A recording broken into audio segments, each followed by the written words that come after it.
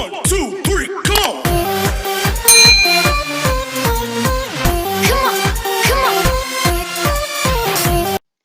Assalamualaikum warahmatullahi wabarakatuh. Selamat berjumpa kembali anak-anak ibu yang sangat ibu cintai dan ibu banggakan. Semoga Ananda di rumah beserta orang tua tetap berada dalam keadaan sehat walafiat. Amin ya Allah ya Rabbal Alamin.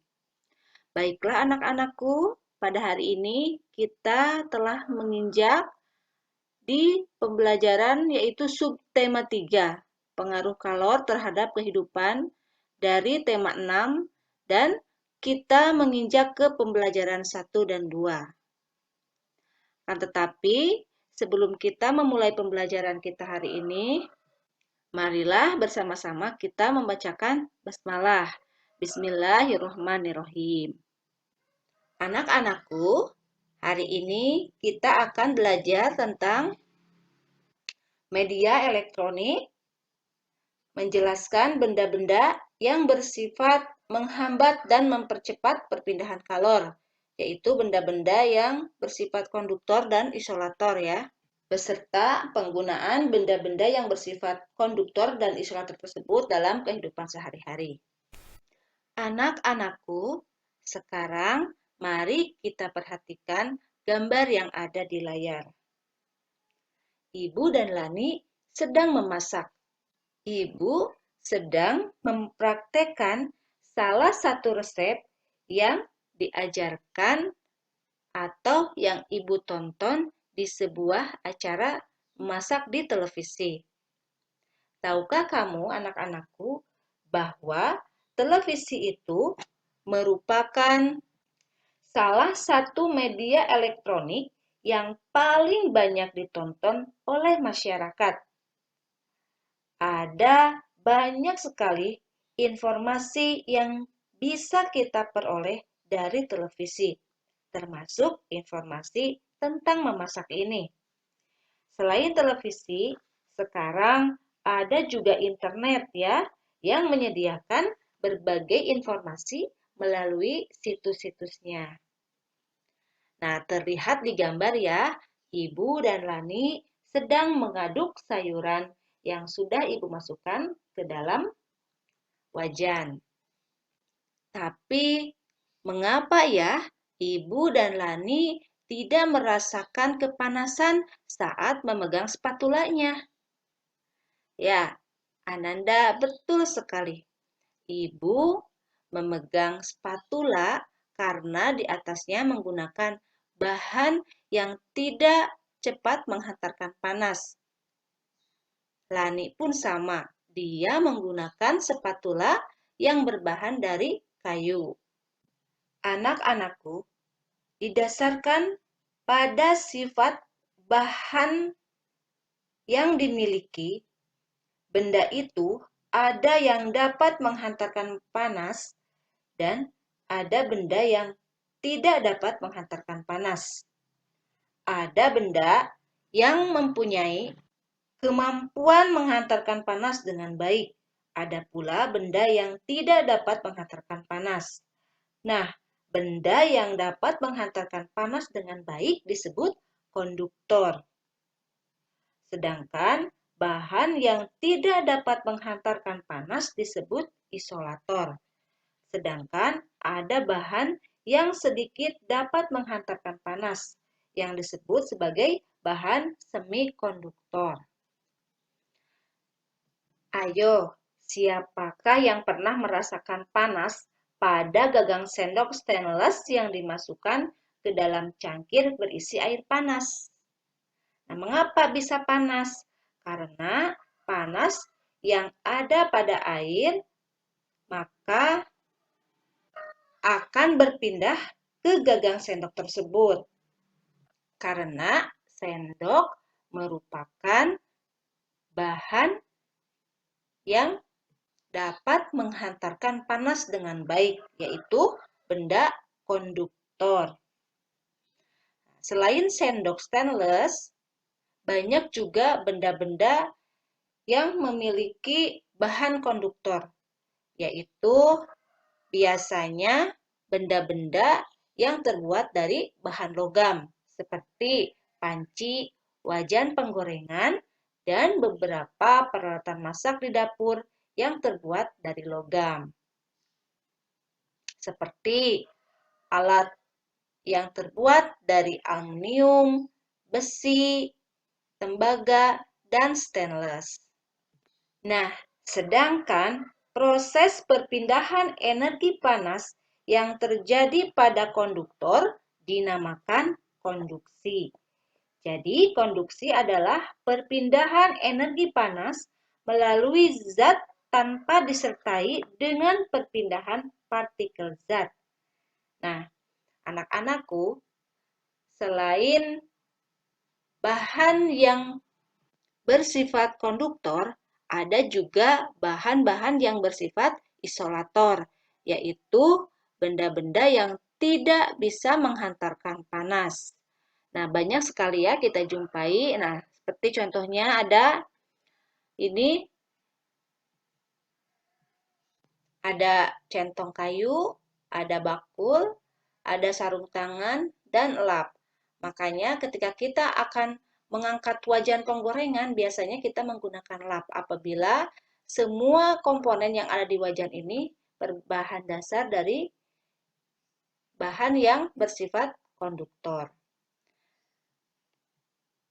Anak-anakku, penggunaan bahan konduktor dan isolator itu dapat diterapkan secara bersamaan pada sebuah alat. Ya, contohnya ini pada presto. Nah, ini adalah bahan yang bersifat konduktor, sedangkan tutupnya bahan isolator. Begitupun pemegangnya, ini alat untuk kita pegang ya, juga pasti berbahan isolator. Sehingga pada saat kita mengangkat presto ini, kita tidak merasakan panas. Nah, jadi banyak sekali ya manfaat dari benda-benda yang bersifat konduktor dan isolator pada kehidupan sehari-hari. Sekarang, bagaimanakah penggunaan benda konduktor dan isolator pada peristiwa konduksi, konveksi, dan radiasi? Masih ingat kan apa yang dimaksud dengan konduksi, konveksi, dan radiasi? Kita sudah belajar ini pada minggu yang lalu. Anak-anakku, banyak sekali barang-barang dalam kehidupan sehari-hari yang banyak memanfaatkan sifat benda sebagai konduktor atau isolator. Nah, selimut dan panci merupakan benda yang memanfaatkan sifat ini. Selimut memerangkap udara. Udara adalah isolator, sehingga tidak menghantarkan panas yang keluar dari tubuhmu. Dengan demikian, badanmu tetap terasa hangat. Yang kedua adalah panci ya, tadi selimut. Nah, panci itu terbuat dari logam. Contohnya aluminium. Nah, aluminium merupakan penghantar panas yang baik. Panci akan menghantarkan panas ke makanan yang dimasak. Pegangan panci tersebut terbuat dari plastik. Plastik merupakan isolator, sehingga kamu tidak akan kepanasan ketika memegangnya. Nah, contoh yang lain adalah mesin mobil dan motor yang terbuat dari bahan yang dapat menghantarkan panas. Nah, mesin memerlukan panas untuk memperoleh kinerja mesin yang ideal. Karena itu, mesin dibuat dari bahan konduktor sebagai penghantar panas yang baik. Dan masih banyak lagi benda-benda yang bersifat konduktor dan isolator yang kita gunakan dalam kehidupan sehari-hari. Untuk lebih jelasnya tentang bahan-bahan yang menggunakan sifat konduktor dan isolator, kamu bisa membuat sebuah gambar, yaitu gambar benda yang bersifat konduktor ataupun gambar benda yang bersifat isolator. Berbicara tentang gambar, masih ingatkah kamu apa yang dimaksud dengan gambar cerita? Nah, gambar cerita itu bisa kita jumpai pada sampul depan buku, seperti bisa Ananda lihat pada gambar. Ini ya, ini adalah sebuah gambar cerita yang ada pada sampul sebuah buku. Anak-anakku, di dalam sebuah buku atau majalah biasanya terdapat gambar cerita. Apakah gambar cerita itu? Gambar cerita adalah gambar yang digunakan untuk menjelaskan maksud suatu cerita. Selain ada di dalam buku, gambar juga terdapat pada sampul depan buku. Gambar yang terdapat pada sampul depan buku berfungsi untuk menjelaskan keseluruhan isi buku yang dapat membuat pembaca tertarik untuk membaca buku tersebut. Adapun ciri-ciri gambar sampul depan buku adalah yang pertama, gambar berisi tentang isi buku. Yang kedua, gambar yang disajikan harus menarik. 3.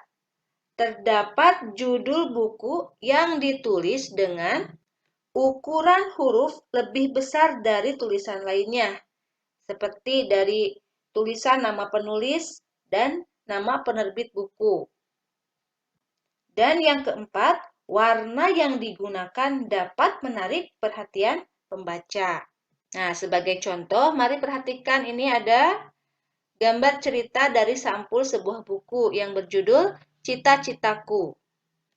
Nah, gambar cerita ini menceritakan tentang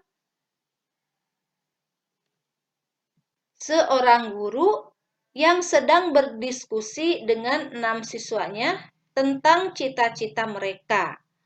Buku ini merupakan buku kegiatan belajar siswa. Nah, itulah contoh gambar cerita pada sebuah sampul buku. Nah, baiklah anak-anakku, itulah materi yang telah kita pelajari pada hari ini. Mari kita simpulkan bersama apa saja yang telah kita pelajari pada hari ini. Jadi, kita telah belajar tentang televisi merupakan media elektronik yang bisa memberikan berbagai macam informasi kepada masyarakat. Kita juga telah belajar tentang benda-benda yang bersifat menghambat dan mempercepat perpindahan kalor, yaitu benda-benda yang bersifat konduktor dan benda-benda yang bersifat isolator, serta contohnya dalam kehidupan sehari-hari. Dan yang terakhir, kita telah belajar tentang gambar cerita pada sebuah sampul buku. Nah, demikianlah anak-anakku yang dapat Ibu sampaikan. Mudah-mudahan ada manfaatnya dan menjadi hasanah ilmu pengetahuan untuk Ananda semuanya. Marilah kita bersama-sama menutup pembelajaran kita pada hari ini dengan bacaan hamdalah. Alhamdulillahirabbil alamin. Wassalamualaikum warahmatullahi wabarakatuh.